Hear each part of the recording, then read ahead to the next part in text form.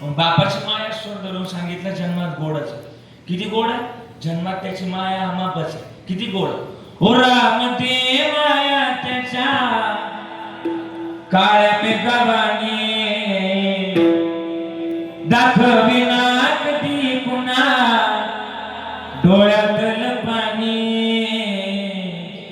गडीभर तू थांब ऐक त्याची दापर लय अवघड हाय गड्या ओम गाया बापर ओम गाया बापर लय अवघड हाय गड्या ओम गाया बापर ओम गाया बापर त्याच्या फाटक्या सदयाला आव किती ठिकळ जोडले उभ्या आयुष्याला कश कातर लावले मला कशाच होताया मला कशाच होताया कोणी बाबा म्हणताना कोणी बाबा म्हणताना उरी होऊन नाटतो या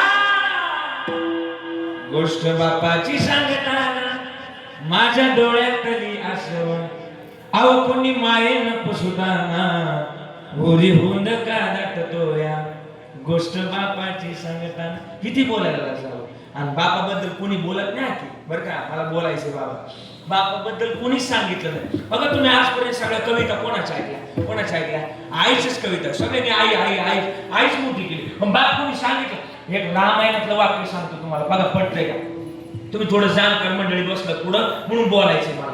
बाबा रामायणात एक बाप सांगितला एक आई मोठी केली लोकांनी तिथं 14 वर्ष रडणारी कौशल्य माता साऱ्या जगाला दिसली. काय बोलतो मी बघा बरं का 14 वर्ष रडणारी कौशल्य माता साऱ्या जगाला दिसली पण हाईच्या कोणीच केला नाही.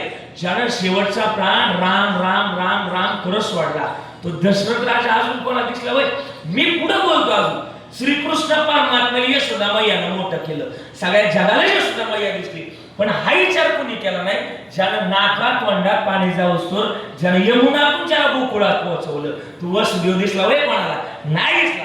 लोकांना खरं दिसत नाही कधी पण बापाची भूमिका लय गोड आहे आणि तुम्ही नाही तर बापाला कमीच लेखलं गड्या इकडं जाऊ नको बाबा मारतील इकडं करू नको बाबा मारतील म्हणजे बापाबद्दल दहशत निर्माण केली आणि लेकर बापाला कायमच घाबरायला लागली. बाप आहे ना जरी वरून नारळ असला पण आतून मऊशी गड्या का माहिती का बापाचं हृदय मोठंच आहे. किती मोठं माहिती का जन्मात बापाची भूमिका असावी आणि बाप पण ना कधी कधी बोलताना आम्ही ना आता इकडे नाही माहिती तुमच्या नगरचं पण आमच्या तिकडं कधी कधी बोलताना माझ्या वयातले पोरं आईला म्हणतात हे आई तुला काय कळतं तू गप्प बस इकडे नाही म्हणते तुमच्या आमच्या तिकडे म्हणते हे आई तुला नाही कळतं तू शांत राह आमच्या तुमच्याकडे नाही म्हणते आमच्या तिकडे म्हणते तुला नाही कळतं तू शांत राह तू गप्प बस इकडे नाही म्हणते आमच्या तिकडे म्हणते. मी कधी कधी विचार करतो आईला जर काय कळालं नसतं तर लहानपणी आईनं आपल्या डोळ्यात काजळ भरवायच्या ऐवजी आता बोला पुढे बोला मिरचीची पावडर नक्की भरवली असते आणि जगात ते इतकं मोठं कोणी नाही आणि म्हणूनच आपलं प्रेम त्यांच्या असावं. मला वाटतं लय गोड येते किती गोड हाडाचे तू काढ करून केले रक्ताचे पाणी तुझ्यासारखे कष्ट केले नाही कोणी तुझ्याची मोकळ्या बाळाची कशी कुजबुज कोणी अनमोल जन्म दिला आई तुझे उपकार नाही मग याचे उपकारच आहे. मग आई वडिलाचे जर उपकार आहे तर आज आपल्याला एक परंपरा जोपासायची या कीर्तनातून सांगायचे किसन बाबांच्या कीर्तनातून ऐका आपल्याला वडिलांचं ऐकायचं आहे आणि ते जर ऐकायचं असेल माझ्या वडिला